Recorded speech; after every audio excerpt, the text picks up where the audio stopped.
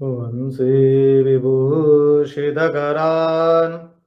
नवनीरदाभात् पीताम्बरात् अरुणबिम्बफलादरुष्ठात् पूर्णेन्दुसुन्दरमुखात् अरविन्दनेत्रात् कृष्णात् परं किमपि तत्त्वम् अहं न जाने। कृष्णात् परं किमपि तत्त्वम् अहं न जाने। वृन्दावनेश्वरि तवैव पदारविन्दम् प्रेमामृतैक मकरन्दरसौगपूर्णम् हृदयपदं मधुपदे स्मरतापमुग्रम् निरवापयत् परमशीतलमाश्रयामि। निरवापयत् परमशीतलमाश्रयामि। स्वस्ति श्रीगणेशाय नमः। श्रीसरस्वत्यै नमः। श्रीगुरुभ्यो नमः। नारायणं नमस्कृत्य नरं चैव नरोत्तमं देवीं सरस्वतीं व्यासं ततो जयमुदीरये। ॐ स्थापकाय च धर्मस्य सर्वधर्मस्वरूपिणे अवतारवरिष्ठाय रामकृष्णाय ते नमः। कृष्ण कन्हैया लाल की जय, भक्तवत्सल भगवान की जय, वृंदावन विहारी लाल की जय, भगवान श्री राम कृष्ण देव की जय।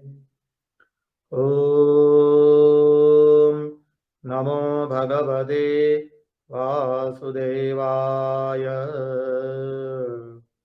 नारायण नारायण नारायण नारायण।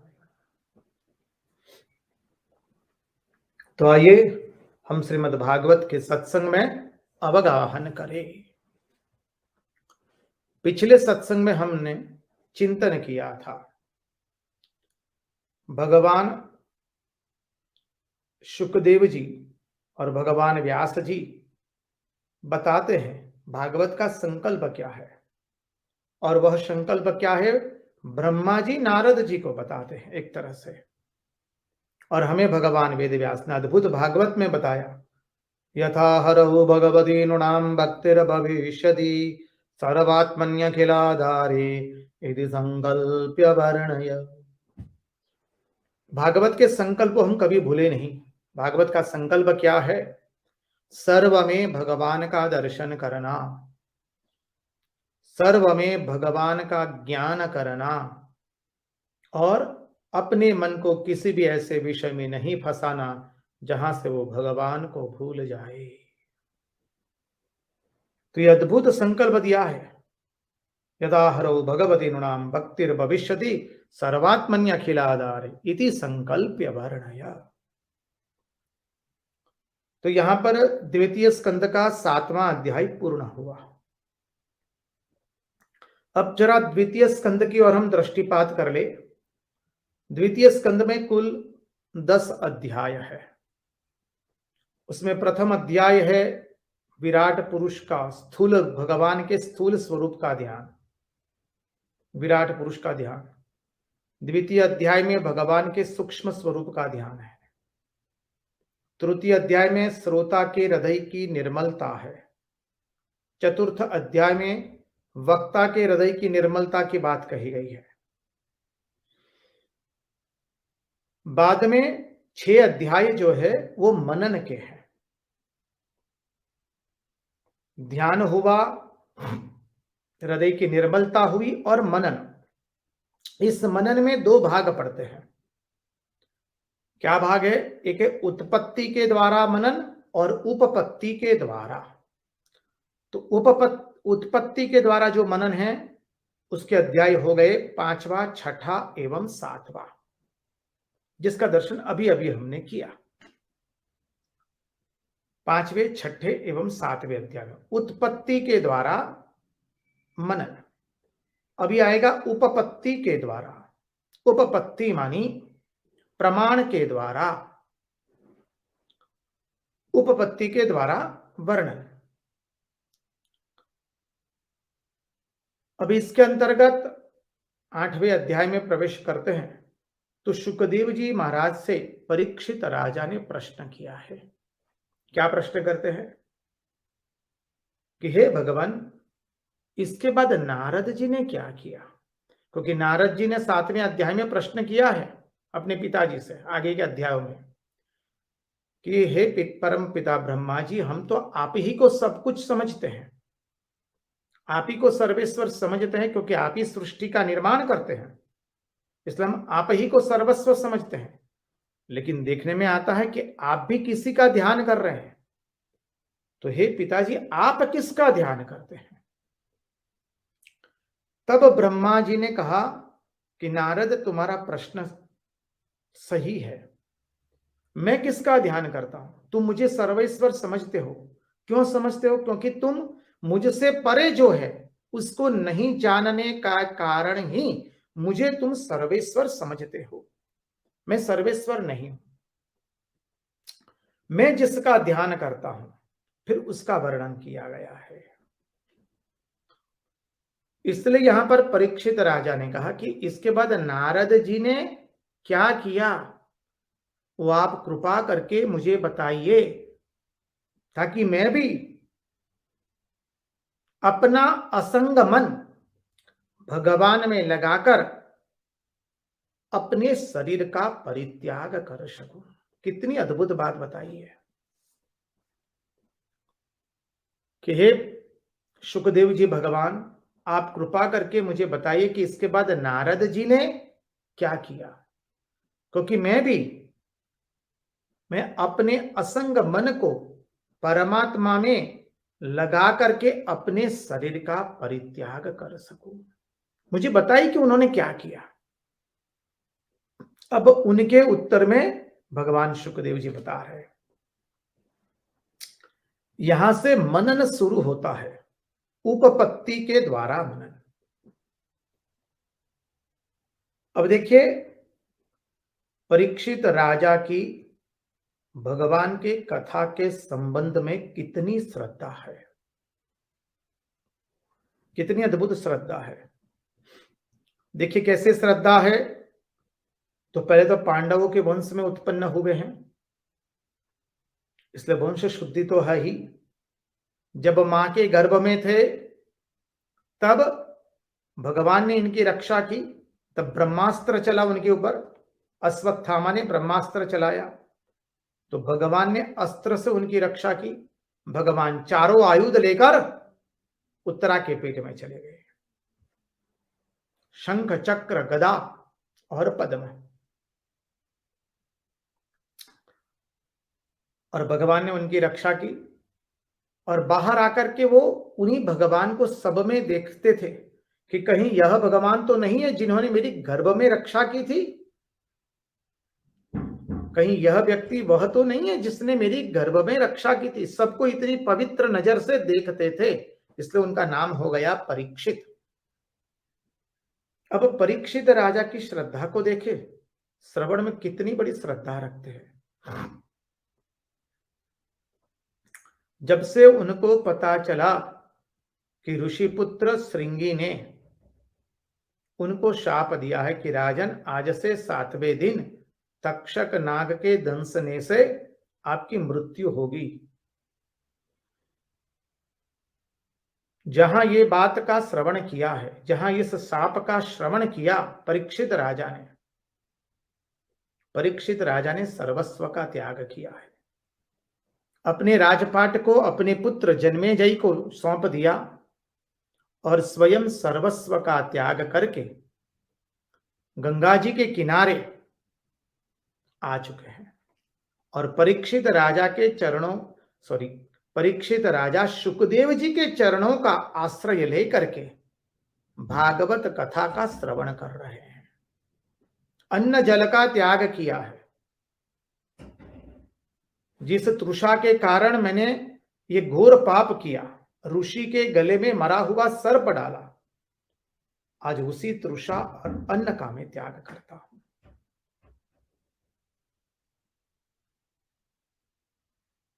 इसलिए परीक्षित राजा की श्रवण में अद्भुत श्रद्धा है।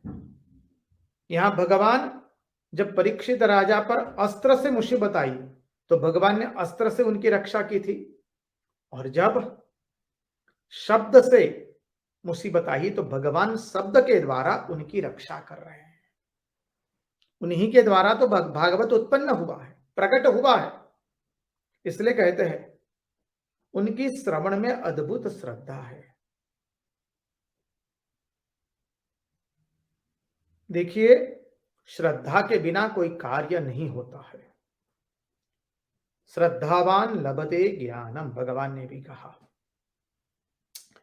उसी को सुनाना चाहिए, उसी को यह ज्ञान देना चाहिए जिसको मेरे प्रति श्रद्धा है, जिसको मेरे वचनों के प्रति श्रद्धा है। जिसको मेरे वचनों के प्रति श्रद्धा नहीं, उसको ये ज्ञान नहीं देना चाहिए। इसलिए भागवत में भी आया भगवत प्राप्ति का मार्ग, उसमें पहला ये शृण्वतां स्वकथां कृष्ण पुण्य श्रवण कीर्तन हृदयन्तस्थो यवद्ब्राणी विदुनोति सुरत्सताम्।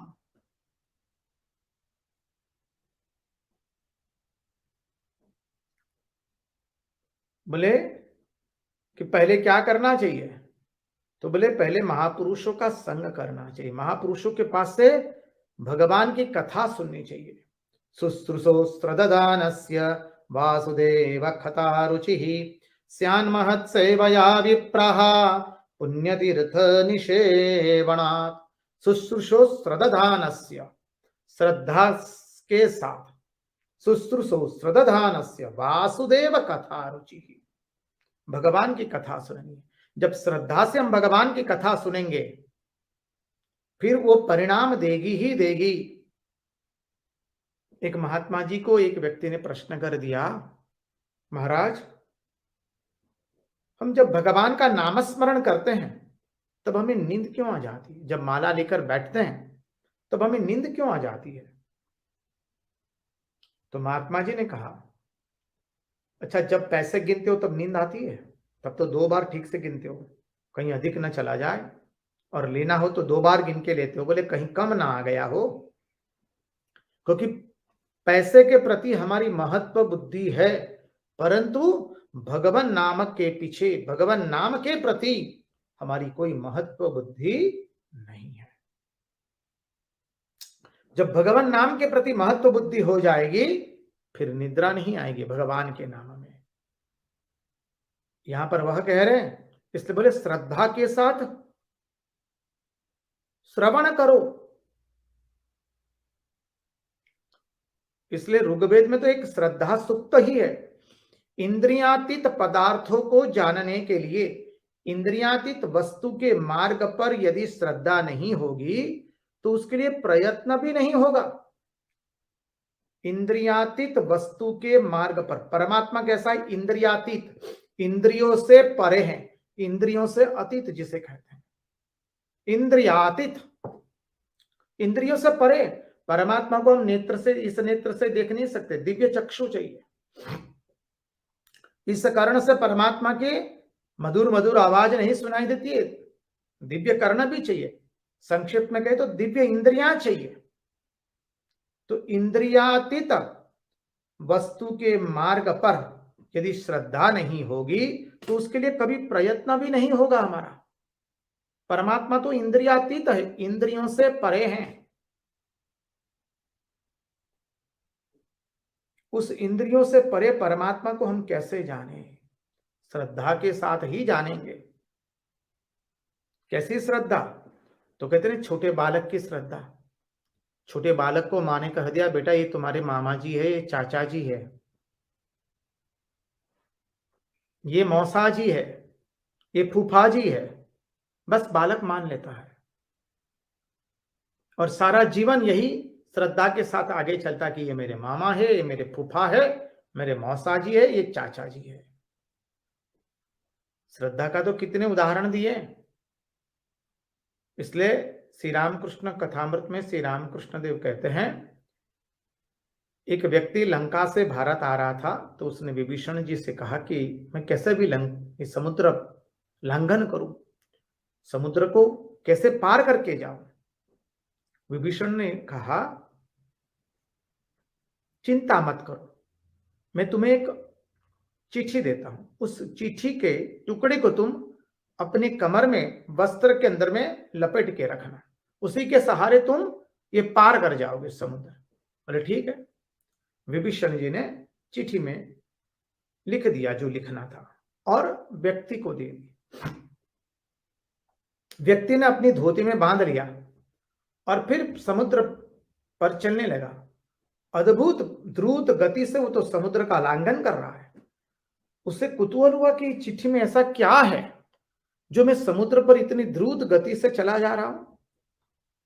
कुतूहलवश उसने वो चिट्ठी खोली तो उसमें लिखा था राम। उसके मन में बस खाली राम नाम, जहां ये ऐसा भाव आ गया खाली राम नाम, वहीं पर वो डूब के मर गया। मनी श्रद्धा नहीं रही। फिर यहां पर यही कह रहे, इंद्रियातीत वस्तु के मार्ग पर यदि श्रद्धा नहीं होगी तो उसके लिए हम कभी प्रयत्न भी नहीं करेंगे। तो परमात्मा तो इंद्रियातीत है, उनको देखने के लिए दिव्य चक्षु चाहिए, उनकी मधुर ध्वनि को सुनने के लिए दिव्य कर्ण चाहिए। श्रद्धा की बात करें तो देखिए श्री रामकृष्ण देव कहते हैं उनके गृहस्थ भक्त गिरीश घोष के लिए, देखिए गिरीश में कितनी श्रद्धा है। बोले गिरीश में इतनी श्रद्धा है कि उसकी श्रद्धा हम बात में समा नहीं सकते। और श्री गिरीश घोष को कैसी श्रद्धा है? श्री रामकृष्ण देव अवतार है साक्षात, अब आए हैं तो अनेक लोगों का कल्याण हो जाएगा। पाणीहाटी उत्सव में श्री रामकृष्ण देव के साथ गए हैं। श्री रामकृष्ण देव जैसे नौका से उतरते हैं और वहां पर संकीर्तन हो रहा है, तो क्या हुआ, श्री रामकृष्ण देव भी संकीर्तन और भजन में भाग लेते और समाधिस्थ हो जाते हैं और सब लोग उनको छू रहे हैं। गिरीश घोष सबको ला रहे हैं और कह रहे ले लो, चरण धूलि ले लो उनकी, अब सब लोग मुक्त हो जाओगे। सब लोग उनके चरणों का स्पर्श कर रहे हैं। श्री रामकृष्ण देव को अत्यंत कष्ट हो रहा है। उनके अन्य शिष्यों ने उनको घेर लिया ताकि लोग उनका स्पर्श न कर सके और उनके शरीर को कष्ट न हो। गिरीश घोष को पता चला, उन्होंने क्या किया, श्री रामकृष्ण देव के श्री चरण जहां जहां गिरे थे वहां से चरण धूलि ली और सबको बांटने लगे। यही गिरीश घोष श्री रामकृष्ण देव के तिरोधान के पश्चात दक्षिणेश्वर में आते हैं और हर रोज गंगा स्नान करते हैं। अब कतिपय लोगों ने देखा कि बात क्या है, गिरीश घोष आजकल हर रोज गंगा जी में स्नान करते हैं। तो किसी एक व्यक्ति ने हिम्मत जुटा करके कह ही दिया, क्यों जी, अभी आपकी शान ठिकाने पे आ गई, अभी आप हर रोज नित्य गंगा जी में स्नान कर रहे हैं अपने पापों को धुलने के लिए, अपने पापों को धुलने के लिए। गिरीश घोष तुरंत गंभीर होकर के कहते, देखो मैं अपने पापों को धोने के लिए गंगा जी में स्नान नहीं कर रहा हूं, मैं अपने पापों को धोने के लिए हर रोज नित्य गंगा जी में स्नान नहीं कर रहा हूं, मैं तो गंगा जी को पवित्र करने के लिए गंगा जी में का स्नान कर रहा हूं, क्योंकि इस शरीर को श्री रामकृष्ण देव ने स्पर्श किया, अवतार ने स्पर्श किया है। क्या सद्भुत श्रद्धा है। तो मेरे अपने पापों को धोने के लिए मैं गंगा जी में स्नान नहीं करता हूं, मैं तो गंगा जी को पवित्र करने के लिए गंगा जी में स्नान करता हूं। क्या अद्भुत श्रद्धा है गिरीश घोष की। श्री रामकृष्ण देव के और गुरु ही भक्त थे नाग महाशय। कैसी श्रद्धा। ठाकुर उनको यदि पत्तल में प्रसाद दे देते हैं, ठाकुर का प्रसाद पाते थे वो, यदि पत्तल में प्रसाद दे दिया तो वो पत्तल को ही चिबा जाते थे। ऐसी श्रद्धा थी नाग महाशय के भीतर में।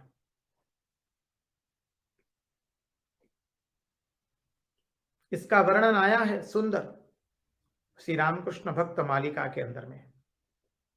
तो श्रद्धा श्रद्धा षड फाट्यो न जलाये, प्रलयानल समवायु वहे, शंका बरते नाव बरायु, दूर रही तू कैम हंसे, आज हमारी जीवन नौका, डुबू डुबू भर दरिए करे। कह रहे हैं श्री रामकृष्ण देव, श्रद्धा क्या चीज है। रंगदूत महाराज इस भजन में लिखते हैं श्रद्धा क्या है। श्रद्धा षड फाट्यो न जलाए, प्रलया नल सम वायु है। मेरे जीवन में मेरे ये परमार्थ की यात्रा पर प्रलया नल सम, प्रलय के समान जब प्रलय होता है तब जो वायु बहती है तीव्र वेग से, वह वायु बह रही है। किसकी वायु बह रही। बोले वासना रूपी वायु। प्रलया नल सम वायु है। श्रद्धा षड फाट्यो न जलाए, और श्रद्धा का षड टूट चुका है, श्रद्धा का बांध टूट चुका है। अब कितनी अद्भुत बात। श्रद्धा षड फाट्यो न जलाए, प्रलयानल समवायु वहे, शंका बरते नाव भरायु। शंका से मेरी नाव भर चुकी है। दूर रही तू कैम हंसे, प्रभु दूर रह करके आप क्यों हंस रहे हो, मंद मंद मुस्कुरा रहे हो। देखो मेरी स्थिति क्या है। शंका से मेरी नौका भर गई है, नौका रूपी मन भर गया है।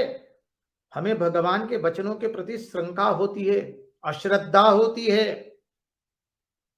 भागवत के वचनों के प्रति अश्रद्धा होती है, शंका होती है।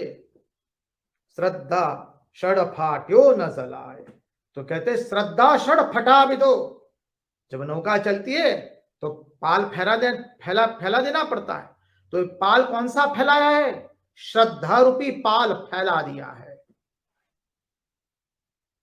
श्रद्धा षड फाट्यो न जलाए, प्रलया नल सम वायु है। प्रलय के समय जो वायु बहती है अब वो वायु बह रही है, अर्थात वासना की इतनी भयंकर वायु बह रही है। शंका बरते नाव बरायु, प्रभु शंका से मेरी नौका भर चुकी है। दूर रही तू कैम हंसे, आप दूर रहकर हंस क्यों रहे हैं। आज हमारी जीवन नौका, डुबू डुबू भर दरिए करे। प्रभु आज हमारी जीवन रूपी नौका अब डूबे इस परिस्थिति में आ चुकी है। कृपा करके इसको बचाइए, तारण इसका उद्धार कीजिए, तारणहार होइए। आप तो खेवैया है प्रभु। इसलिए कहा कि श्रद्धा के बिना कैसे चलेगा। शुश्रूषो श्रद्धानस्य वासुदेव कथा रुचि, स्यान महत् सेवया विप्रः पुण्य तीर्थ निषेवनात्।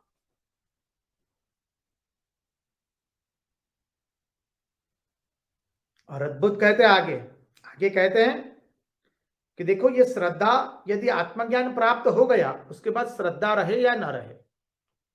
अरे हाथ कंगन को आरसी किया, उद्देश्य प्राप्त हो गया, बाद में श्रद्धा रहे या न रहे कोई फर्क नहीं पड़ता है। तो कहते जो श्रद्धा सूक्त में उसमें कहा है, श्रद्धाम प्रातर हवामहे श्रद्धाम माध्यम दिनिम परी। शुरुआत में भी श्रद्धा, अंत में भी श्रद्धा, मध्य में भी श्रद्धा। बिना श्रद्धा इस मार्ग में कुछ नहीं हो सकता है। इसलिए कहा श्रद्धा करो, श्रद्धा करो, श्रद्धा करो। देखिए, गुरु वाक्य पर श्रद्धा, शास्त्र वाक्य पर श्रद्धा और इष्ट के स्वरूप पर श्रद्धा, ये तीन होनी चाहिए। स्वामी विवेकानंद ने कल्याणानंद जी महाराज को कहा कि जाओ तुम कनखल में जाके गरीबों की सेवा करो, वहां आए हुए यात्रियों की और गरीब लोगों की सेवा करो, उसी से तुम परमहंस बन जाओगे। जाओ, बस श्रद्धा, गुरु ने जो आदेश दिया ठीक उसका पालन कर रहे और वो सचमुच परमहंस बन गए। जब गुरु अपने शिष्य को आदेश देता है और गुरु आदेश का पालन करता है तो फिर उसको परम लक्ष्य की प्राप्ति होती है। तो कहते हैं आगे चतुर्थ श्लोक में अद्भुत कहा है भागवत के द्वितीय स्कंद के 8वें अध्याय में, शृण्वतः श्रद्धया नित्यं गृणतश्च स्वचेष्टितं कालेन नाति दीर्घेण भगवान विशते हृदि। कालेन नाति दीर्घेण भगवान विशते हृदि। कब होगा वो? शृण्वतः श्रद्धया नित्यम, जब श्रद्धा के साथ भगवान की लीला कथाओं का हम श्रवण करेंगे।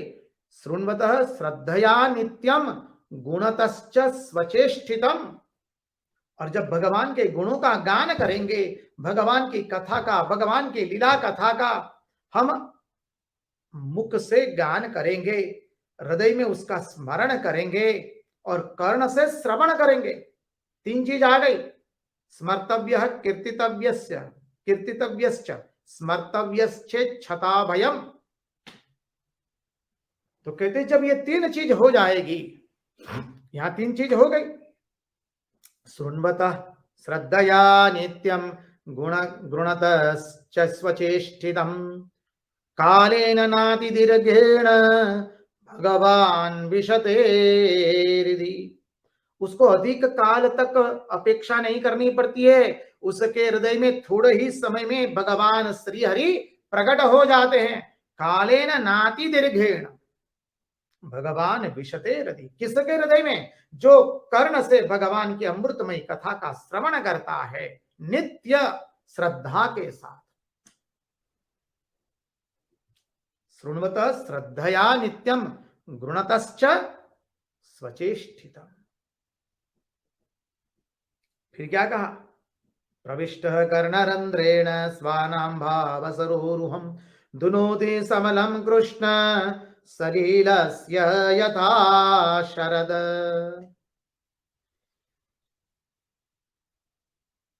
जैसे शरद ऋतु आने पर सभी जल, नदियों का जल और सभी जलाशयों का जल स्वच्छ हो जाता है, वैसे ही जब भगवान की हरि कथा, भगवान के लीलाओं की कथा कर्ण के माध्यम से जब हमारे हृदय में प्रवेश करती है तो हृदय का जो मैला है, काम क्रोध लोभ मोह मद मात्सर्य एवं अविद्या, वो सब धुल जाएगा। हृदय साफ हो जाएगा, पवित्र हो जाएगा तुरंत। जितनी श्रद्धा के साथ भगवान की कथा का श्रवण करेंगे उतनी द्रुत गति से हमारा हृदय परिवर्तन होगा, हृदय की शुद्धता होगी। इसलिए कहा, क्या कहते कि श्रद्धा के साथ सुनो, प्रविष्टः कर्णरंध्रेण स्वानां भाव सरोरुहम्। देखिए एक सुंदर उदाहरण से समझने का प्रयास करें। एक महाशय थे, मधुमेह रोग से ग्रसित थे और रक्तचाप भी था, अर्थात उनको डायबिटीज भी था और ब्लड प्रेशर भी था। अकेले रहते थे अपने घर में। अब अकेले रह रहे, एक दिन उनका मित्र आया उनके द्वार पर और मित्र ने द्वार खटखटाया, लेकिन बहुत देर तक खटखटाने पर भी भीतर से द्वार खुला नहीं। अब मित्र ने सोचा कि क्या हो गया, हमारा मित्र दरवाजा नहीं खोल रहा है भीतर से। उसने आगे पीछे देखा तो पीछे में एक खिड़की थी छोटी सी। वो छोटी खिड़की देखी और उस खिड़की से वो भीतर में प्रवेश करता है। और जैसे खिड़की के माध्यम से उसने प्रवेश किया तो क्या पाया, जो मित्र था वो भौं पर, जमीन पर अचेतन होकर के गिर गया था। मधुमेह का रोग है, बीपी की भी शिकायत है, डायबिटीज की भी शिकायत है। तभी डायबिटीज के कारण वो अचेतन हो चुका है, शर्करा की मात्रा निम्न स्तर पर चली गई, तो स्वाभाविक है मधुमेह का रोगी अचेतन हो जाता है। तो वो अचेतन होकर के गिर गया है। उस मित्र ने क्या किया, सुंदर शर्करा का जल तुरंत बनाया, 2-3 ग्लास शर्करा का जल उसने उसके मुंह में डाल दिया। धीरे धीरे व्यक्ति स्वस्थ होता है। स्वस्थ होकर कहता है, अरे मित्र, तुमने तो आज जैसा हमारी जान को बचा लिया है। तुम ये बताओ तो सही, भीतर से तो मैंने सब कुछ बंद करके मैं बैठा था और अचानक मेरा शर्करा की मात्रा नीचे गिरी और मैं अचेतन हो गया। तुम बताओ तुम आए कैसे? तो उसने कहा कि दरवाजे तो तुमने सब बंद कर दिए, लेकिन वो एक खिड़की खुली है, उस खिड़की के मार्ग से मैं भीतर में प्रवेश किया। भगवान भी कहते हो जीव, तुमको भी संसार के अंदर में तुम भी उस व्यक्ति की तरह ही हो। तुम्हें भी 2 रोग हुए, मधुमेह और रक्तचाप, अर्थात तुम्हें भी मैं और मेरा और वासना रूपी रोग ने ग्रसित कर लिया है। अहमता, ममता एवं वासना रूपी रोग ने तुमको ग्रसित कर लिया है। तुमने भी अपनी सब इंद्रियों को बंद कर दिया है भगवत प्रसंग के लिए। एक भी इंद्रियां तुमने खुली नहीं रखी है भगवान का सत्संग सुनने के लिए। वो मानव, इसलिए मैं क्या करता हूं, फिर मैं एक कर्ण के माध्यम से तुम्हारे हृदय में प्रवेश करता हूं। और जब हमने आप तुम्हारे हृदय में, भगवान कहते हृदय में प्रवेश किया, तो क्या पाया भगवान ने कि ये जीवात्मा तो सोया हुआ है, अध्यात्म मार्ग पर सोया हुआ है। भगवान गीता में कहते हैं, क्या कहते हैं कि योगी जो है, जहां जगत के लोग जगते हैं वहां योगी सोता है, और जब योगी लोग सोते हैं, जगते हैं, तब वहां जगत के लोग सो जाते हैं।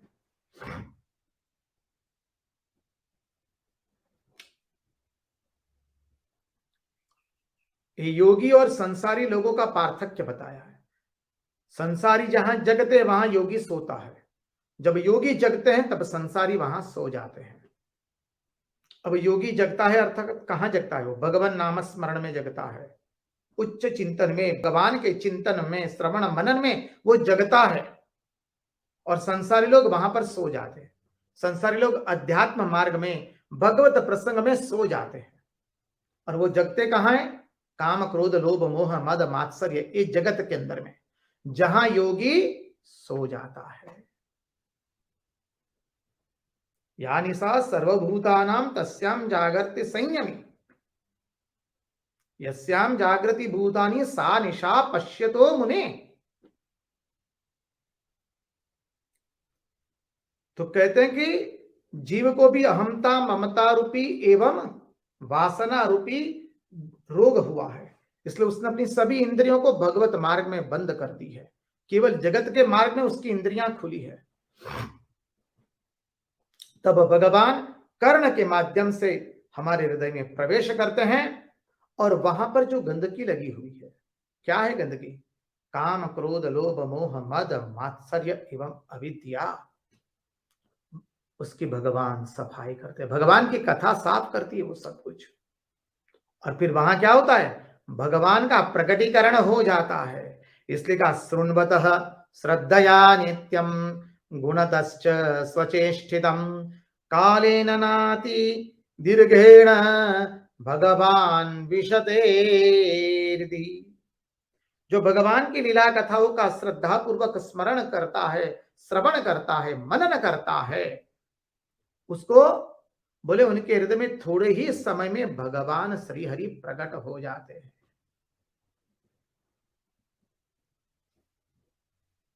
अब कहते हैं धौतात्मा पुरुषः कृष्णपादमूलं न मुञ्चति मुक्त सर्व परिक्लेशः पान्तः स्वशरणं यथा। क्या अद्भुत बात बताइए। देखिए भगवान की कथा की महिमा प्रस्तुत हो रही है। बोलिए भगवान की कथा कैसी है। जिसका हृदय शुद्ध हो जाता है वह श्री कृष्ण के चरण कमलों को एक क्षण के लिए भी छोड़ नहीं सकता, वो छोड़ना नहीं चाहता है। धौतात्मा धौतात्मा पुरुषः कृष्ण पाद मूलम न मुंचति, एक क्षण के लिए भी छोड़ना नहीं चाहता है। मुक्त सर्व परिक्लेशः पांत स्वशरणम यथा। जैसे अनेक दिन अनेक जीवन माने अनेक काल तक जो व्यक्ति घूमता रहता है अपने घर की तलाश में, अपने निवास स्थान के अंदर, ये जो व्यक्ति अनेक अनेक सालों से समस्त क्लेशों से छुटकर जब वो अपने घर आता है, अनेक सालों से वो अपने घर को ढूंढ रहा था, अनेक सालों के बाद जब उसको अपने घर की प्राप्ति हुई तो फिर वह उस घर को छोड़ना नहीं चाहता है। वैसे ही हे प्रभु, ये जो जीव है अनेक जन्मों तक भटका है, 84 लाख योनि, न जाने कितनी बार हम भटके। अंत में जब उसको अपना घर मिला, और हमारा घर क्या है, बस ये भागवत, श्रीमद् भागवत रसामृत, श्रीमद् भागवत वही हमारा घर है। इसलिए रंगदूत महाराज लिखते हैं घरनी घरनी घरनी रे मूड़ शोध करो असली घरनी। अरे घर को ढूंढो, असली घर को ढूंढना है हम सबको। हम तो यहां पर, ये संसार रूपी विदेश है, ये विदेश में हम विदेशी की तरह यहां वहां भटक रहे हैं। जब स्वामी विवेकानंद प्रथम बार दक्षिणेश्वर में श्री रामकृष्ण देव के पास आते हैं तो यह भजन गाते हैं, बंग भाषा में भजन है। मन चल निज निगेदाने संसार विदेशे विदेशी रवेशे भ्रमो कैनो अकारणे मन चल निज निगेदाने। ओ मन चलो स्वयं के निकेतन में, मैं स्वयं के घर में।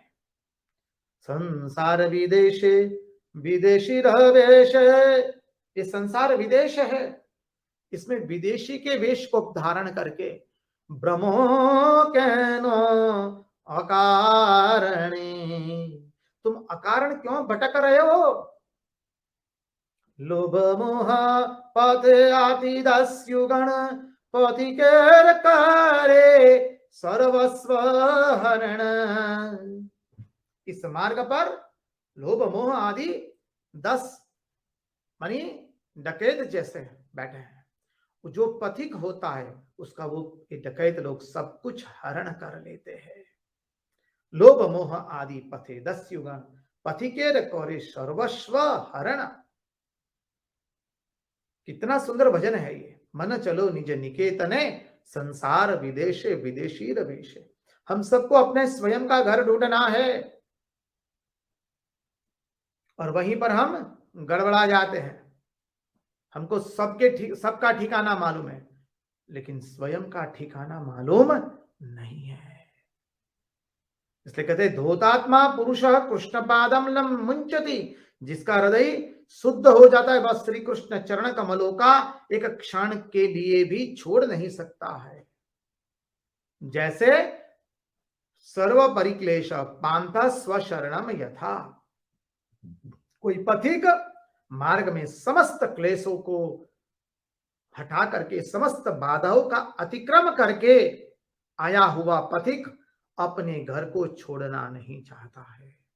ठीक वैसे ही जब मन बोले शुद्ध हो जाता है, हृदय शुद्ध होता है, तब श्री कृष्ण चरण कमलों का एक क्षण के लिए भी हम त्याग नहीं कर सकते हैं। कितनी अद्भुत बात बता रहे, चतुर्थ पंचम एवं षष्ठम श्लोक के अंदर में। तो आगे चले, जो महात्मा लोग बताते, प्रविष्ट कर्णरंध्रेण स्वानाम भाव सरोरुहम दुनोति समलम कृष्ण सलीलस्य यथा शरत। जैसे शरद ऋतु आने पर सरिता एवं जलाशयों के जल स्वच्छ हो जाते हैं, निर्मल हो जाते हैं, वैसे भगवान की कथा कर्ण के माध्यम से हमारे हृदय के भीतर में जाने से हमारे हृदय को निर्मल बना देती है। अब देखिए, हमारे हृदय में तो अनेक अशुद्धियां भरी हुई है। अब हम अपने हृदय को छोड़कर दूसरे के हृदय को क्यों देखते हैं? अपने मन को छोड़कर दूसरे के मन को क्यों देखते हैं? क्योंकि हमें मालूम है कि हमारा मन अत्यंत गंदा है, इसलिए हम दूसरे के मन को देखने का प्रयास करते हैं। जितना जितना हमको पता चलेगा कि हमारे हृदय में क्या अशुद्धियां हैं, उतनी उतनी उसको हम साफ करते जाएंगे। यदि हमारा अपना घर साफ सुथरा नहीं है तो दूसरों के घर फिर घूमते रहना हमें अच्छा लगता है, दूसरों के वहां उठना बैठना अच्छा लगता है, क्योंकि हमें स्वयं का अपना घर ही पसंद नहीं है, क्योंकि स्वयं का घर साफ सुथरा नहीं है। तो कहते अपने स्वयं के घर को साफ सुथरा बनाओ। महात्मा ने एक भक्त को पूछा, बोले कहां हो? बोले मैं तो घर में हूं महाराज। भक्त कहता, महात्मा कहते भक्त को, बहुत अच्छा हुआ तुम्हें घर को तो मिल गया, हमको तो अभी तक घर ही नहीं मिला है। अब भक्त था, सरल थे, बोले महाराज क्या करें, हम तो भी संसार में, हमको तो घर मिल ही जाएगा ना, आपको भी तो मिल गया है महाराज, आपका आश्रम वो आपका घर ही तो हुआ। महात्मा कह रहे हमको तो सच मुझे घर नहीं मिला, तुम तो भाग्यवान हो जो तुम्हें घर मिल गया। धीरे धीरे फिर उसे बात समझ में आई। देखिए रंगदूत महाराज कहते हैं, हम जिसको अपना घर कहते हैं वो क्या हमारा घर है? उसके पहले तो दूसरा कोई घर था, उसके पहले दूसरा कोई घर था। बोले ये घर को त्याग करो, अर्थात इस शरीर रूपी घर को त्याग करो। इस शरीर को हमने जो मैं और मेरा मान लिया है, ये अहमता और ममता का त्याग करने को कहते हैं, वासनाओं का त्याग करने को कहते हैं। तो कहते हैं धौतात्मा पुरुष कृष्ण पाद मूलम न मुंचति।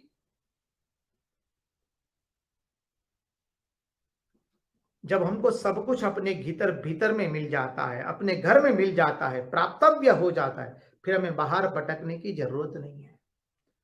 हमारी इंद्रियां कब तक बाहर में भटकती हैं? जब तक उसको भीतर में आनंद नहीं मिला है। परांचिकानी व्यतृणत स्वयंभू तस्मात् परांग पश्यति नान्तरात्मन कश्चित् धीरः प्रत्यगात्मानम् ऐक्षत आवृत्त चक्षु अमृतत्वमिच्छन्।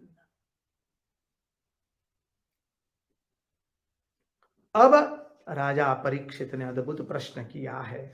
राजा परीक्षित कहते हैं, बोले निर्गुण निराकार परमात्मा में ये सृष्टि कैसे हुई, वह आप मुझे बताइए हे सुखदेव जी। निर्गुण निराकार में ये सृष्टि कैसे हुई?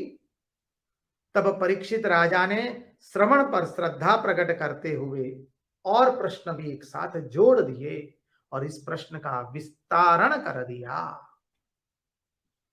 और क्या कहा? बोले ब्रह्मा भगवान कैसे पैदा हुए? ब्रह्मा कैसे पैदा हुए? बोले परीक्षित ने प्रश्न किया है सुखदेव जी को, भगवान अपनी माया को छोड़कर कैसे रहते हैं? फिर कहते उनके शरीर में लोकों की एवं अवयवों की कल्पना कैसे हुई?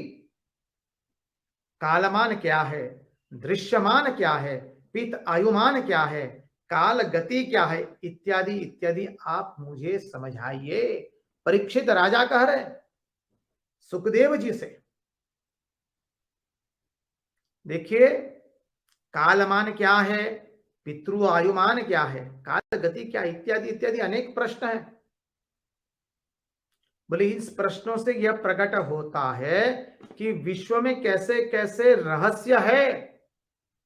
ये सब ब्रह्मांड प्रमाण, भगवदावतार, वर्णाश्रम धर्म, साधारण धर्म, राजधर्म, तत्वों का परिचालन, परिसंख्यान, लक्षण, हेतु लक्षण, पुरुषाराधन विधि, आध्यात्मिक योग, इन सब का ज्ञान मुझे कराइए प्रभु। भगवान शुकदेव जी के सामने परीक्षित राजा ने स्पष्ट कर दिया। उतना ही नहीं, साथ साथ में कहा, क्या कहा कि इस प्रश्नों के अंदर में मेरा कुछ यदि पूछना रह भी गया है तो हे प्रभु आप वो भी मुझे बता दीजिए, मानी कुछ छोड़िए मत। कितनी अद्भुत बात बताई। देखिए श्रद्धा है श्रवण के प्रति।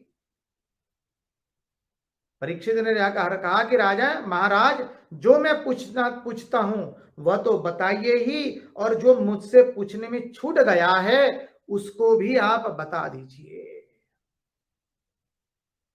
यदि आप कहेंगे तो राजन तुम खान पान नहीं करते हो तो तुम्हारी मृत्यु हो जाएगी, महाराज चिंता मत कीजिए, 7वें दिन तक मेरी मृत्यु नहीं होने वाली है, क्योंकि ब्राह्मण ऋषिपुत्र का शाप सत्य करने के लिए मेरी मृत्यु केवल 7वें दिन ही होगी। आप निश्चिंत हो जाइए, मैंने अन्न जल का त्याग किया है, इसलिए आप घबराइए नहीं।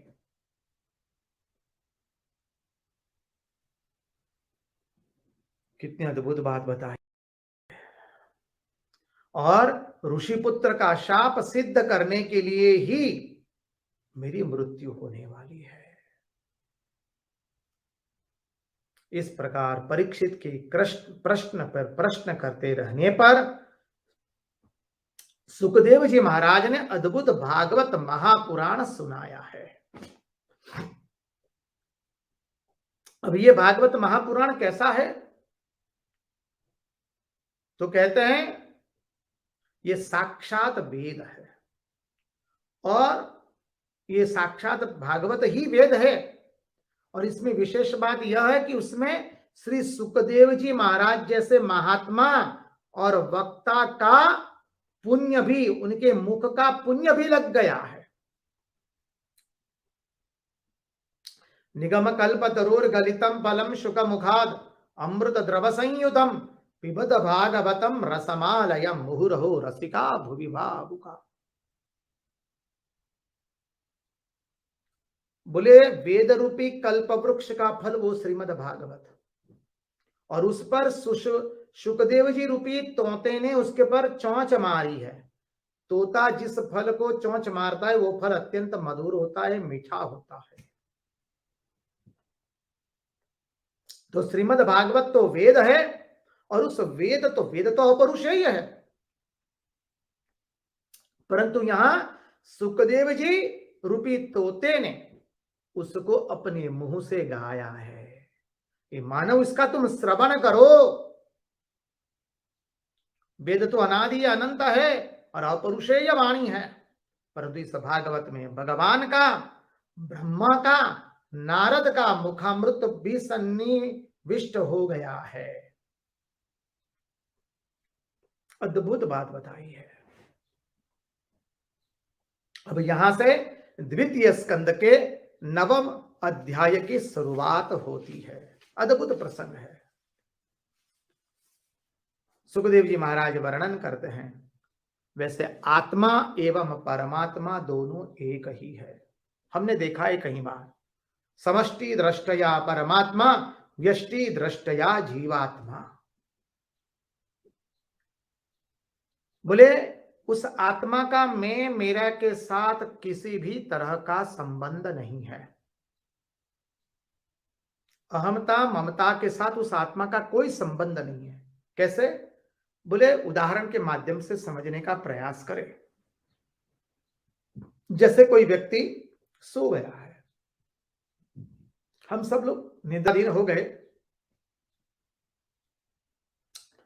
और निद्राधीन होकर के हमने देखा कि भाई हम सब लोग चले गए हैं प्रयागराज के कुंभ मेले में। तो कुंभ आने वाला है प्रयागराज में 2 साल के बाद।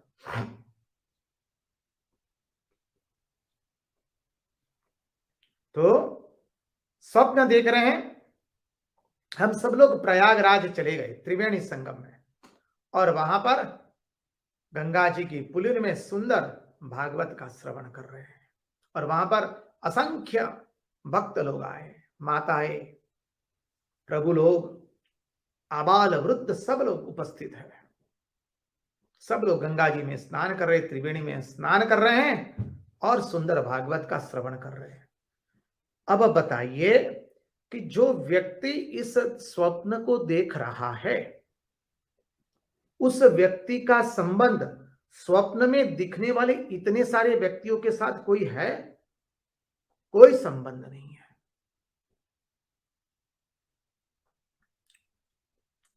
देखिए, उसके साथ स्वप्न देखने वालों का क्या संबंध है? वो जो स्वप्न में लोग दिखाई दे रहे हैं, उस लोगों के साथ स्वप्न देखने वाले का क्या संबंध है? बोले कोई संबंध नहीं है। वहां तो केवल निद्रा दोष ही संबंध का हेतु है। निद्रा के कारण आया निद्रा दोष, तो निद्रा दोष के कारण ही संबंध का हेतु है। उसी तरह से जैसे सपने में देखे जाने वाले पदार्थ के साथ अब सपना देखने वाले का कोई संबंध नहीं है, उसी तरह से बस इस देहादि में मैं और मेरा, इसका अनुभव, मैं और मेरा अतीत अनुभव स्वरूप आत्मा का कोई संबंध नहीं है। आत्मा का इस देहादि के अंदर में जो हमने भावना कर ली है मैं और मेरेपन की, उसके साथ कोई संबंध नहीं है। जैसे स्वप्न में स्वप्न देखने वाला व्यक्ति स्वप्न में देखे जा रहे अनेकों व्यक्ति के साथ उसका कोई संबंध नहीं है, वो केवल निद्रा दोष है। उसी तरह से हमने जो इस शरीर में मैं और मेरापन का बोध कर लिया है, उसका आत्मा के साथ कोई संबंध नहीं है। ये केवल अविद्या का दोष है। वहां निद्रा दोष था, यहां पर अविद्या दोष है। अविद्या मानी अज्ञान, अविद्या अस्मिता राग द्वेष एवं अभिनिवेश। तो अविद्या के कारण हुआ है। अविद्या के कारण हमने अपने आप को मैं शरीर हूं ऐसा मान लिया है।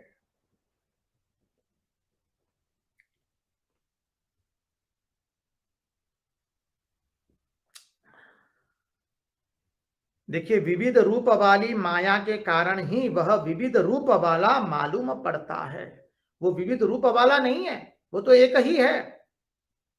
माया क्या करती है? उसके दो ही गुण हैं, आवरण शक्ति एवं अभिक्षेप शक्ति। वो भगवान के आगे आवरण डाल देती है और विक्षेप शक्ति संशय पैदा कर देती है, एक को अनेक के रूप में दिखाती है। आवरण शक्ति एवं विक्षेप शक्ति। अब आगे वर्णन आता है कि जो हम कहते चिंतन करते कि भगवान की नाभि कमल में से कमल प्रकट हुआ। भगवान की नाभि क्या है? नभ एव नाभि। विराट पुरुष के वर्णन में हमने देखा भगवान की आंखों की पलकें क्या है? बोले रात दिन वो भगवान के आंखों की पलक है। समझिए, मस्तिष्क मनी ये मस्तिष्क का जो सहस्रार भाग है वो क्या है? बोले वो भू भुव स्व महाजन तप सत्यलोक है। और भगवान के पैरों के तलवे से लेकर मस्तिष्क तक पाताल से लेकर सत्यलोक है। तो उस विराट पुरुष, उसकी नाभि वो नभ है। नभ मानी आकाश। उस आकाश में एक कमल पुष्प खिला और उस कमल में से बोले ब्रह्मा जी का उदय हुआ, जन्म हुआ। अब जैसे ब्रह्मा जी का जन्म हुआ, ब्रह्मा जी सोचने लगे मैं किससे। यहां पर एक सुंदर सिद्धांत है, सूक्ष्म सिद्धांत शास्त्र का। महात्मा लोग सुंदर उदाहरण के माध्यम से समझाते हैं। एक व्यक्ति थे, एक सज्जन थे। अब कई बार कई लोगों को क्या होता है कि भाई भगवत प्राप्ति या भगवान का दर्शन जैसे सब्जी बाजार में हम जाए और खरीद ले उस तरह से होता है। तो वह सज्जन एक बार महात्मा के पास आए और कहते, प्रभु महात्मा जी हमको भगवान के दर्शन करा दीजिए। महात्मा जी भी पहुंचे हुए थे। बोले भगवान के दर्शन करना है? बोले हाँ। बोले अभी हो जाएंगे? बोले बहुत अच्छा, अभी हो जाएंगे महाराज? बोले हाँ, अभी करना है तो अभी हो जाएंगे। बोले हमको तो अभी करना है। बोले ठीक है।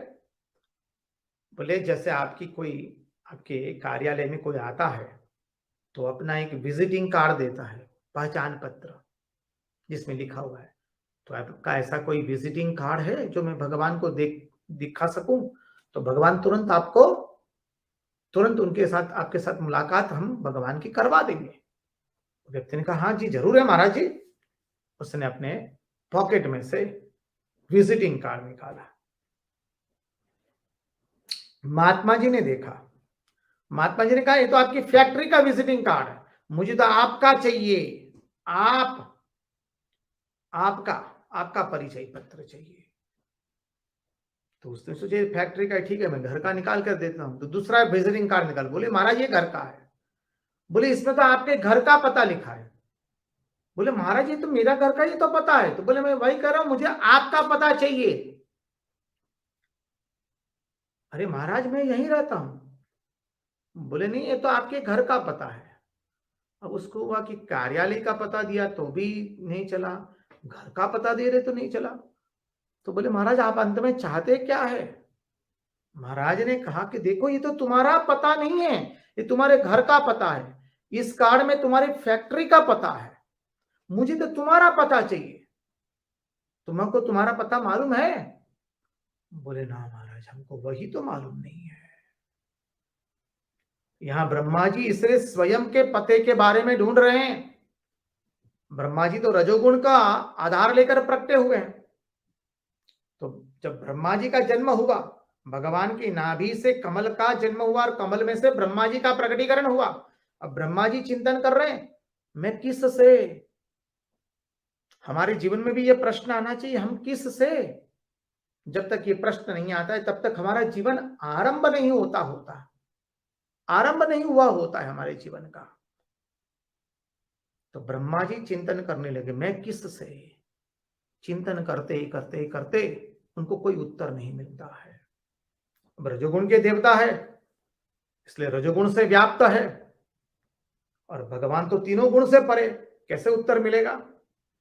इसलिए ब्रह्मा जी ने क्या किया, कमल का जो छिद्र था उसके द्वारा कमल के नाली में प्रवेश किया और नीचे उतरते गए, चेष्टा कर रहे कि मुझे भगवान का पता चले। कहीं पर भी भगवान का पता चला नहीं। अर्थात क्या, यहां जो कमल है उसको मन की उपमा दी गई है। तो ब्रह्मा जी मन के द्वारा चिंतन करने लगे कि मैं किससे। बोले मैं जिससे भी हूं तो मैं मन से उसका पता लगाऊं। तो भगवान का पता लगाने लगे मन के द्वारा। अब भगवान कैसे, अवांग मनस गोचरम, भगवान तो ये मन के द्वारा प्राप्त नहीं हो सकते हैं। शुद्ध मन शुद्ध बुद्धि ईश्वर ने गोचर, श्री रामकृष्ण देव कहते हैं। लेकिन जब वो मन शुद्ध हो जाता है तब पूर्ण मात्रा में। अभी तो ब्रह्मा जी का मन शुद्ध नहीं हुआ है क्योंकि वो तो रजोगुण का आश्रय करके ब्रह्मा जी का प्रकटीकरण हुआ है। अब ब्रह्मा जी सोचते हैं मैं यदि इस कमल से प्रकट हुआ तो कमल को भी प्रकट करने वाला कोई है, क्योंकि मैं तो कमल को प्रकट नहीं कर सकता हूं। अभी कमल से मेरी उत्पत्ति हुई है, तो कमल की उत्पत्ति किससे हुई है, मैं किससे? यह प्रश्न ब्रह्मा जी को सताने लगा।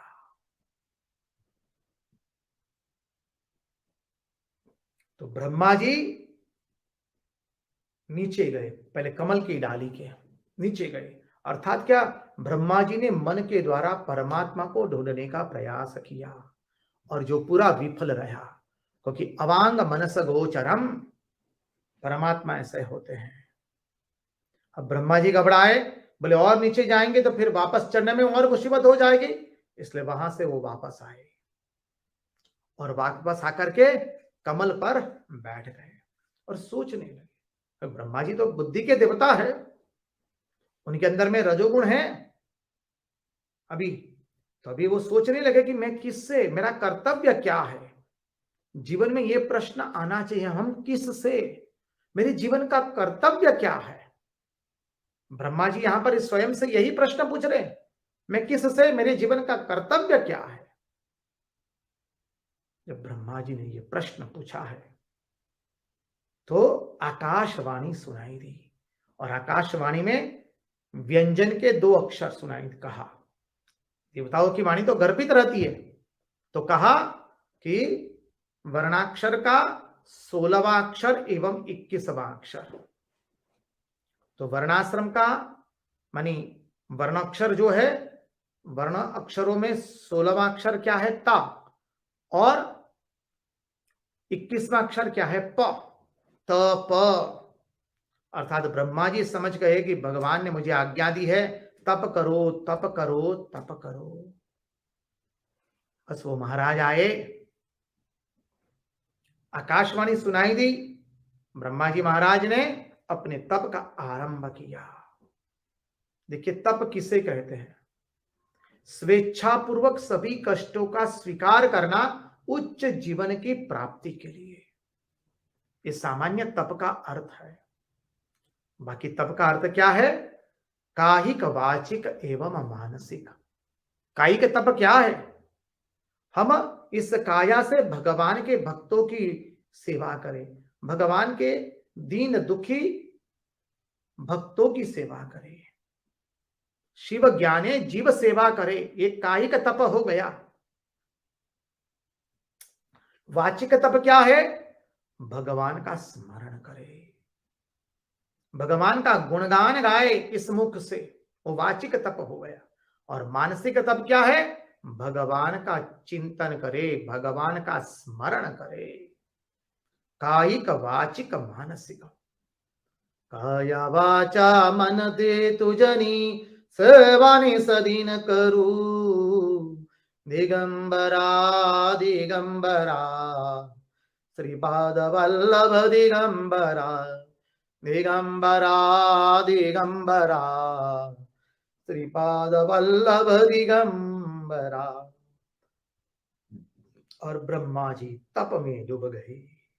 अब क्या होता है आगे, वो आने वाले सत्संग में देखेंगे। आज उन्हीं की वाणी उन्हीं के चरणों में समर्पित करते हुए भगवान से प्रार्थना करते, प्रभु हमारे मन की मति गति और रति आपके चरणों में बनी रहे। कृष्ण कन्हैया लाल की जय, भक्तवत्सल भगवान की जय, वृंदावन बिहारी लाल की जय, भगवान श्री राम कृष्ण देव की जय, सब संतन की जय, सब भक्तन की जय।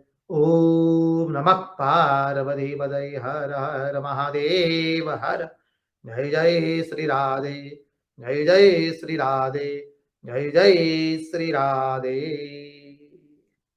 सबको जय राम कृष्ण, जय श्री कृष्ण।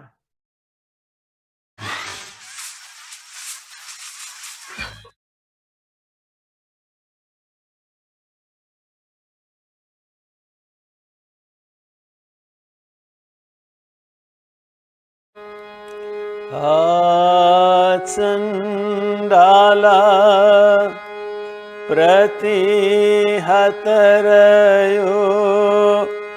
यस्य प्रेम प्रवाहो लोकातीतो प्यहनजहो लोककल्याण मार्ग त्रैलोक्येऽप्य प्रतिमा महिमा जानकी प्राण बंधो त्रैलोक्येऽप्य प्रतिमा महिमा जानकी प्राण बंधो भक्त्या ज्ञानं वृतवरवपुषितया योगिराम भक्त्या ज्ञानं वृतवरवपुषितया सीताया योहि राम। सबसे पहले भगवान श्री रामकृष्ण देव, माँ शारदा देवी, स्वामी विवेकानंद एवं भगवान श्री रामचंद्र के चरणों में प्रणाम निवेदन करता हूँ। यहाँ के बड़े महाराज परम पूजनीय श्रीमद स्वामी निखिलेश्वर जी महाराज, यहाँ के सन्यासी ब्रह्मचारी और आप सभी के चरणों में प्रणाम निवेदन करता हूँ, क्योंकि आपके सभी के हृदय में भगवान श्री रामचंद्र और माँ जानकी विराजमान है। हम सब मिलकर राम संकीर्तन करेंगे। राम सिया राम, जय जय राम। राम सिया राम, जय जय राम राम। हो मंगल भवन अमंगल हारी, द्रवहु सुदशरथ अजिर बिहारी। राम सिया राम, जय जय राम राम। हो जनक सुता जग जननी जानकी, अतिशय प्रिय करुणा निधान की। राम सिया राम, जय जय राम।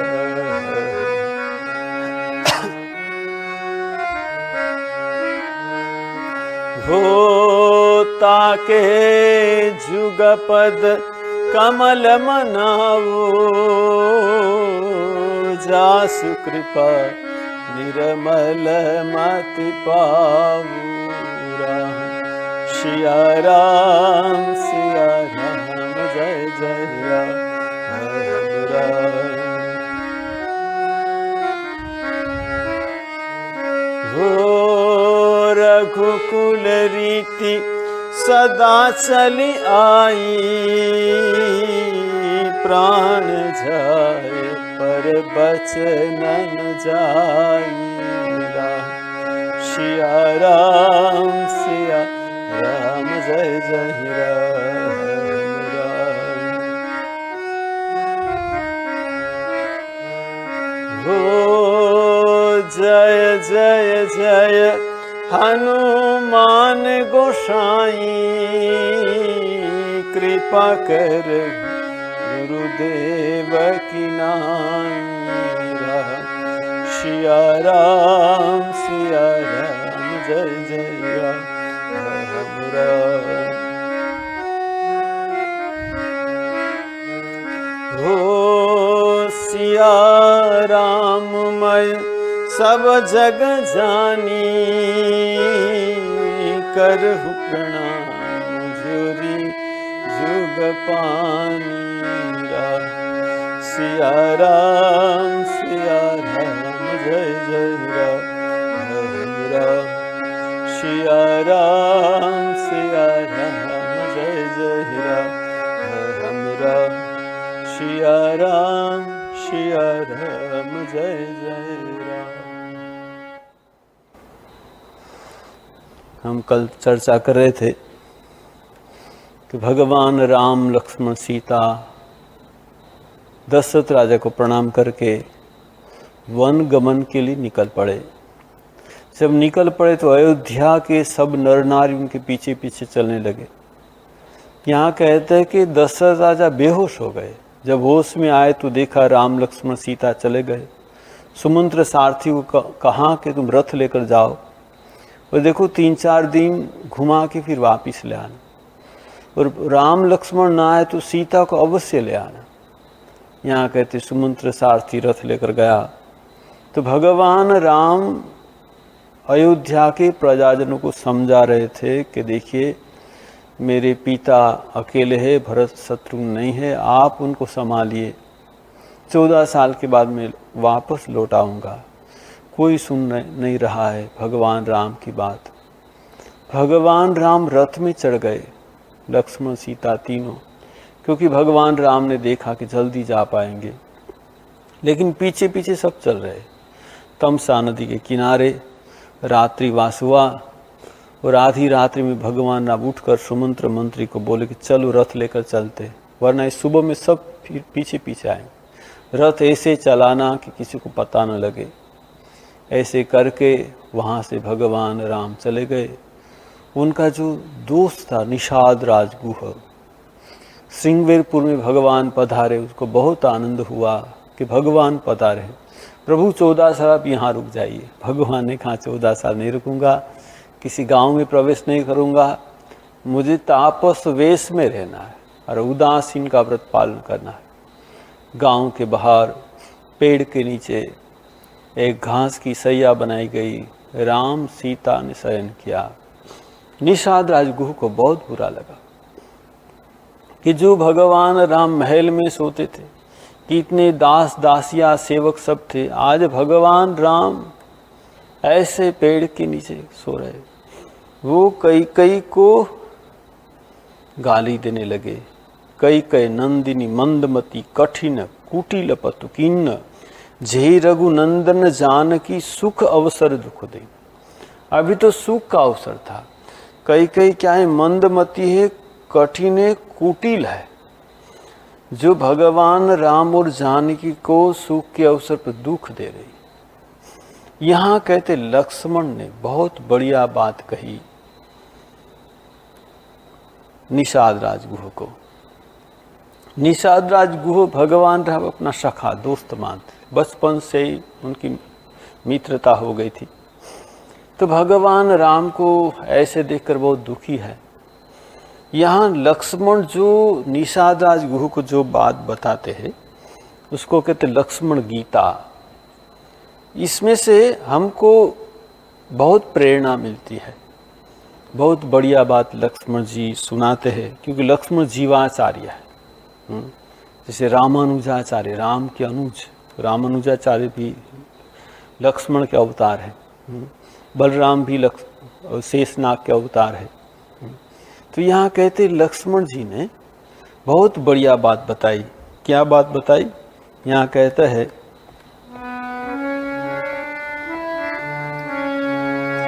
बोले लखन मधुर मृदु बानी, बोले लखन मधुर मृदु बानी, ज्ञान विराग भगति रस सानी, ज्ञान विराग भगति रस सानी, बोले लखन मधुर मृदु बानी, बोले लखन मधुर मृदु बानी, काहुन को सुख दुख कर दाता, काहुन को सुख दुख कर दाता, निज कृत कर्म भोग सब भ्राता, निज कर कृत कर्म भोग सब भ्राता, बोले लखन मधुर मृदु बानी, बोले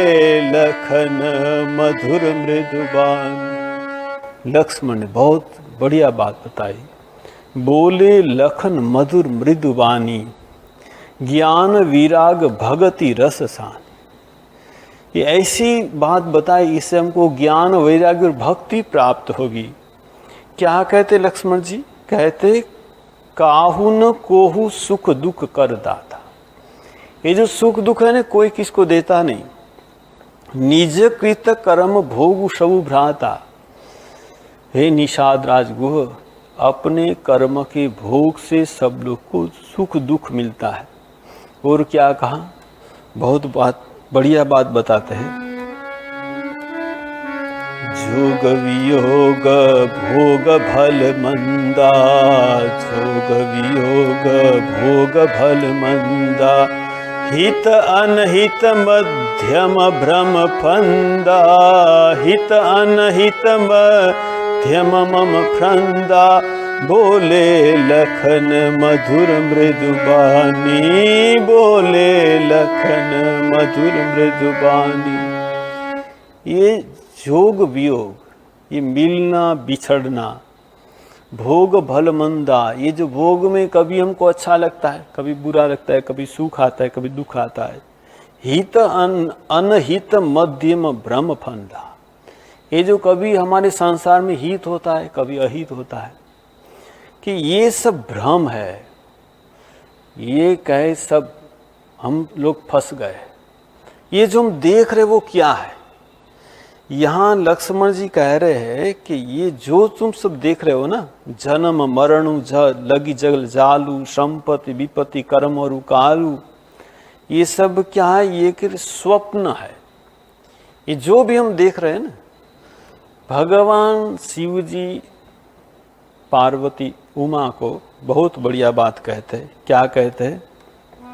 वो कहते हैं पार्वती को, भगवान शिव जी कहते हैं कि देखो पार्वती,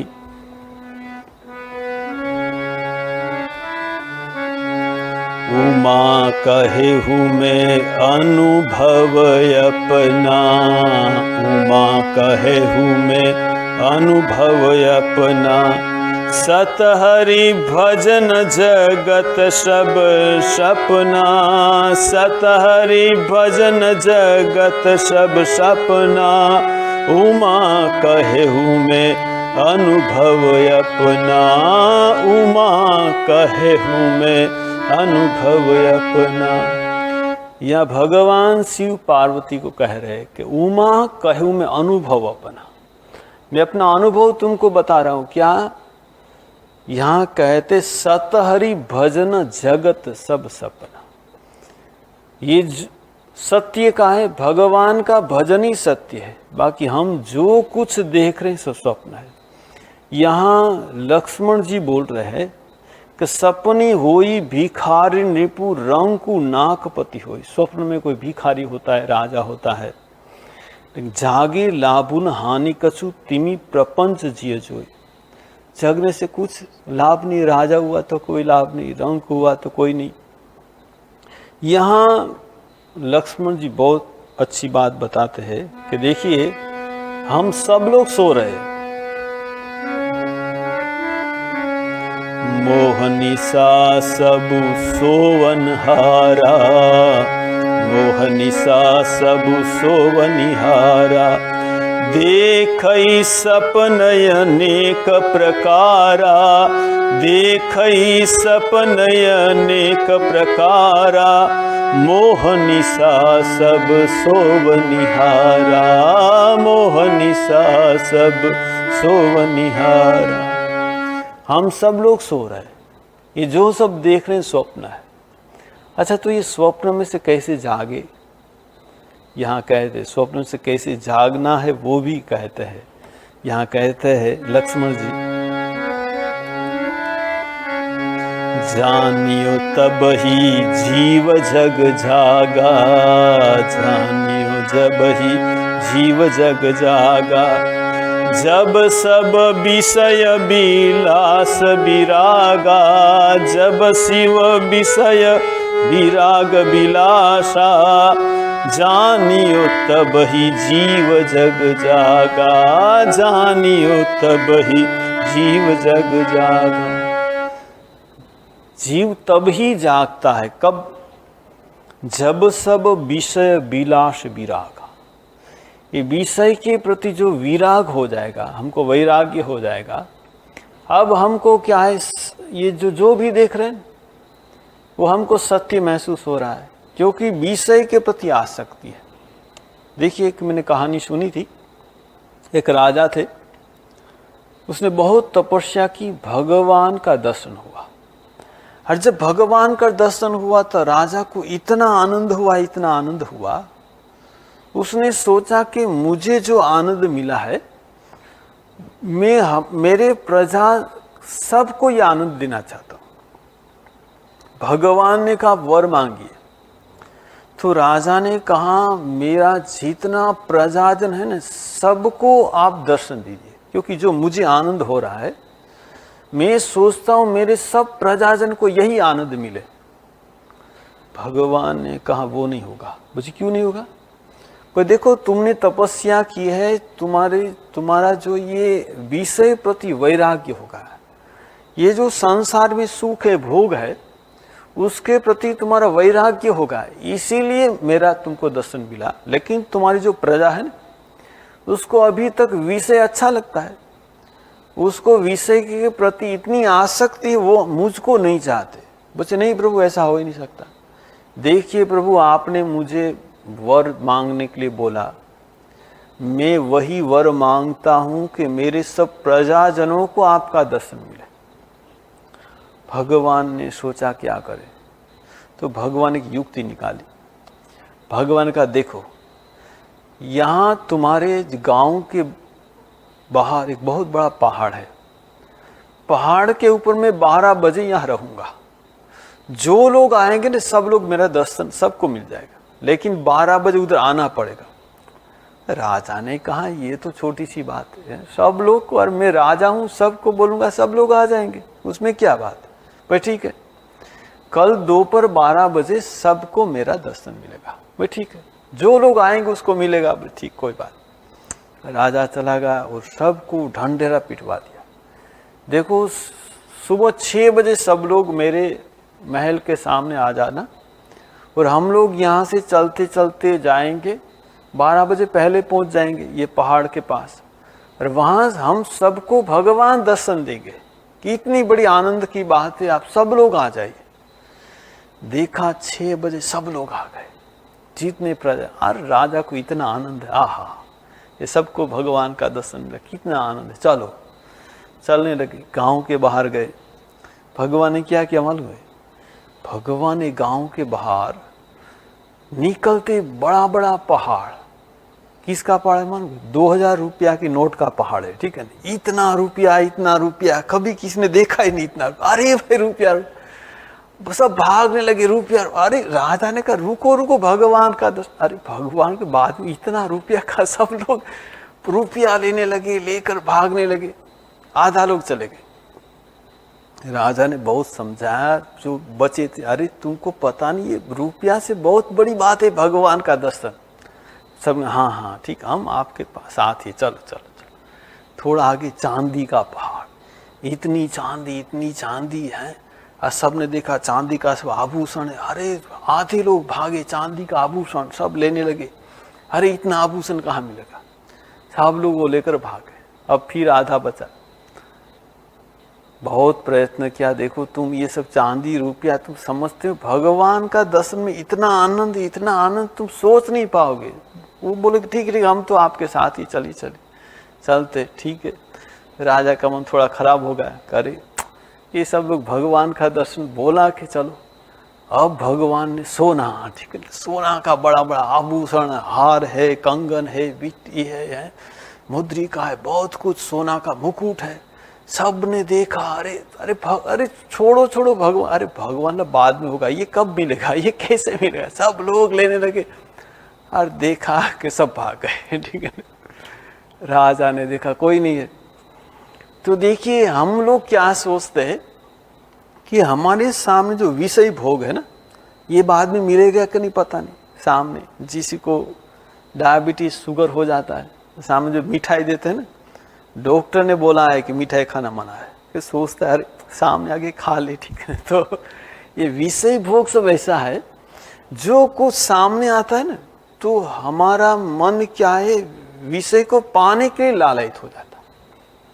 तो देखिए यहाँ यही कहते हैं लक्ष्मण जी कि कब होगा ये, कि जानियो तब ही जब जीव जब जागा, जब सब विषय विलास विराग। जब विषय में वैराग्य होगा। अब विषय में वैराग्य कैसे होगा? लक्ष्मण जी बहुत बढ़िया बात बताते। होई विवेकु मोह भ्रम भागा, होई विवेकु मोह भ्रम भागा, तब रघुनाथ चरण अनुरागा, तब रघुनाथ चरण अनुरागा, होई विवेकु मोह भ्रम भागा, होई विवेकु मोह भ्रम भागा। जब विवेक होता है तब मोह भ्रम भाग जाता है। और क्या होता है? तब रघुनाथ चरण अनुरागा, तब भगवान राम के चरण में अनुराग होता है।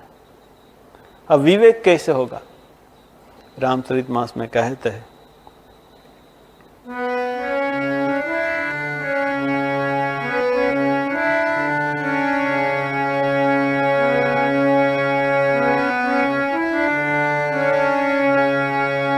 रामचरितमानस में कहते हैं कि जब भगवान राम की कृपा होती है तब विवेक होता है। विवेक सत्संग से विवेक होता है। कहते हैं, बिनु सत्संग विवेकन होई, बिनु सत्संग विवेकन होई, राम कृपा बिनु सुलभन सोई, राम कृपा बिनु सुलभन सोई, बिनु सत्संग विवेकन होई, बिनु सत्संग विवेकन होई। कैसे विवेक होगा? बिनु सत्संग विवेकन होई। जब सत्संग होगा ना तो विवेक होगा। और सत्संग कब होगा? राम कृपा बिनु सुलभन सोई। भगवान राम की जब कृपा होती है तो विवेक होता है। विवेक का मतलब क्या है? विवेक का मतलब है क्या सत है, क्या असत है। श्री राम कृष्ण देव कहते कथामृत में कि जगत अनित्य और भगवान ही सत्य है। किसी ने भगवान श्री राम कृष्ण से पूछा कि भगवान में मन कैसे लगे, तो श्री राम कृष्ण देव ने कहा कि सदा सर्वदा भगवान का नाम गुणगान करो। देखिए, सदा सर्वदा, यहाँ सदा सर्वदा का दो मतलब है। एक तो सदा सर्वदा में हर समय, और दूसरी बात है कि भगवान का नाम हम कोई भी अवस्था में ले सकते हैं। सूची असूची, आपने स्नान किया है नहीं किया है, आप पवित्र है अपजेस, जो कोई भी अवस्था में भगवान का नाम लिया जा सकता है। भगवान का नाम लेने से क्या होता है? हमारा देह मन प्राण पवित्र हो जाता है। ये जब हम पूजा करते हैं ना, पूजा के पहले एक मंत्र है, पहले ओम विष्णु ओम विष्णु ओम विष्णु आचमन करना पड़ता है। बाद में कहते अपवित्रम पवित्रो वा सर्वावस्थांग गतोपि वा यह स्मरेत पुंडरीकाक्षम बाह्य अभ्यंतर सूची। हम पवित्र हो या अपवित्र, हम कोई ऐसी कोई सूची असूची कोई भी अवस्था में हो, अपवित्रम पवित्रो वा सर्वावस्थांग गतोपि वा, कोई भी अवस्था में हम गए हैं, लेकिन यहाँ कहते यह स्मरेत पुंडरीकाक्षम, भगवान का नाम करने से क्या होता है? बाह्य अभ्यंतर सूची, अंदर और बाहर सब पवित्र हो जाता है। कोई भी अवस्था में भगवान का नाम किया जा सकता है। ऐसा कोई कुछ अपवित्र अवस्था जो भी हो। हमारे स्वामी विज्ञानंद जी महाराज थे, वो इलाहाबाद प्रयाग में रहते थे, और जो बलराम बसु के जो पोते थे, कि बलराम बसु की लड़की उनका लड़का, तो उनकी बलराम बसु लड़की ने अपना लड़के को कहा कि तुम इलाहाबाद में जाके विज्ञानंद जी महाराज के पास दीक्षा ले लो। तो लड़का ने कहा ठीक है। वो इलाहाबाद में गया और विज्ञानंद जी महाराज से दीक्षा ली। विज्ञानंद जी महाराज ने कहा कि देखो, तुमको सुबह शाम 108 बार जप करना पड़ेगा। मुझे मुझसे नहीं होगा। देखो, मेरी दीक्षा लेने की कोई इच्छा नहीं थी, मेरी माँ ने भेजा, आ गया, ठीक है ना। अब मेरे पास ये 108 जप करने का समय नहीं है। मेरा इतना दोस्त है ना कि हर समय दोस्त रहता है, दिन रात में दोस्तों के साथ अड्डा मारता हूँ, मेरे पास समय नहीं है। विज्ञानंद जी ने कहा अच्छा, तुम जब पायखाना में जाते हो तब कोई तुम्हारे साथ रहता? मुझे कोई नहीं रहता। तब भगवान का नाम कर लेना, हाथ हिला देना। देखिए, इसका मतलब ये है कि भगवान का नाम हर अवस्था में किया जाता है। श्री राम कृष्ण देव कहते सदा सर्वदा नाम गुणगान। देखिए, पहले नाम करो, बाद में कहते गुण। इसका मतलब है भगवान की ये लीला कथा की चर्चा, गान, भगवान का भजन। और श्री राम कृष्ण देव कहते सत्संग करो। सत्संग के क्या होगा? सत्संग से भगवान के प्रति अनुराग होगा। और श्री राम कृष्ण देव कहते कि बीच बीच में एकांतवास करो। देखिए श्री राम कृष्ण ने जो बात नहीं बताई मैं आपको बताता हूँ। वो कहते निर्जन वास करो, एकांत वास करो, ये कहते हैं, लेकिन एक बात नहीं बताई, वो मैं आपको बताऊँ। क्या मालूम है? एकांतवास कीजिए लेकिन मोबाइल साथ में मत रखिए, ठीक है ना। मोबाइल रखने से एकांतवास नहीं होगा, ठीक है ना। तो देखिए तब मोबाइल नहीं था ना, इसीलिए ठाकुर जी नहीं बोले, वरना बोलते। तो देखिए यह भगवान का नाम करने से क्या होगा? भगवान का नाम कर भगवान के चरण में अनुराग होगा। और देखिए जब अनुराग हो जाता है ना, किसी से प्रेम हो जाने से उनको भूलना मुश्किल हो जाता है। किसी से प्रेम होगा ना, बाद में उसको याद करने का प्रयत्न नहीं करना पड़ेगा। देखिए माँ अपने बच्चे को प्रेम करती है। बच्चा कहीं बाहर गया, कह के माँ मैं 8 बजे आ जाऊँगा, 8 बजे नहीं आया, 9 बज गया। माँ सब काम करती है लेकिन उस बच्चे की याद करती है। देखो बच्चे को याद करने के लिए प्रयत्न नहीं करना पड़ता, ये सहज अनुराग। यहाँ कहते कि तब रघुनाथ चरण अनुरागा। देखिए जिससे प्रेम हो जाता है उनको भूलना मुश्किल हो जाता है। तो भगवान का नाम करते करते क्या होगा? भगवान के प्रति प्रेम हो जाएगा। यहाँ लक्ष्मण जी कह रहे, ठाकुर जी भी एक ही बात बता रहे, वही लक्ष्मण जी कह रहे, सखा परम परमारतु एहु, सखा परम परमारतु एहु, मन क्रम बचन राम पद नेहु, मन क्रम बचन राम प्रद नेहु, सखा परम परमारतु एहु। बोले लखन मधुर मृदुबानी, बोले लखन मधुर मृदुबानी, बोले लखन मधुर मृदुबानी, ज्ञान विराग भगति रस शानी, ज्ञान विराग भगति रस शानी, बोले लखन मधुर मृदुबानी। लक्ष्मण जी कहते हैं कि देखो सखा, सखा परम परमार्थ है। ये मनुष्य जीवन का परमार्थ, परम परमार्थ, परम उद्देश्य, परम लक्ष्य क्या है? मन क्रम वचन राम पद ने हो। मन क्रम वचन से भगवान के चरणों में प्रेम हो जाए, यही सबसे बड़ा परमार्थ है। थोड़ी सी चर्चा बाकी, हम फिर आगे उसकी चर्चा करेंगे। अब हम सभी लोग भगवान राम का संकीर्तन करेंगे। आप सभी लोग से प्रार्थना है, आप सभी लोग मेरे साथ राम संकीर्तन करें। श्री राम जय जय राम, श्री राम जय जय राम, श्री राम जय जय राम, श्री राम जय जय राम, श्री राम जय जय राम, श्री राम जय जय राम, श्री राम जय जय राम, श्री राम जय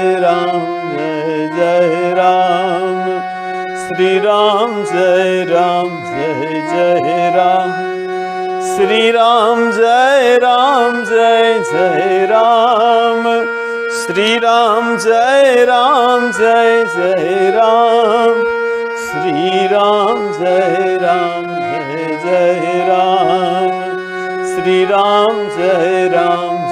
जय राम, श्री राम जय जय राम, श्री राम जय जय राम, श्री राम जय जय राम, श्री राम जय जय राम, श्री राम जय जय राम, श्री राम जय जय राम, श्री राम जय जय राम। बोलो सियावर रामचंद्र की जय, पवन सुत हनुमान की जय, उमापति महादेव की जय, शारदावर राम कृष्ण की जय, सद्गुरु देव की जय। बोलो भाई सब संतन की जय, बोलो भाई सब भक्तन की जय।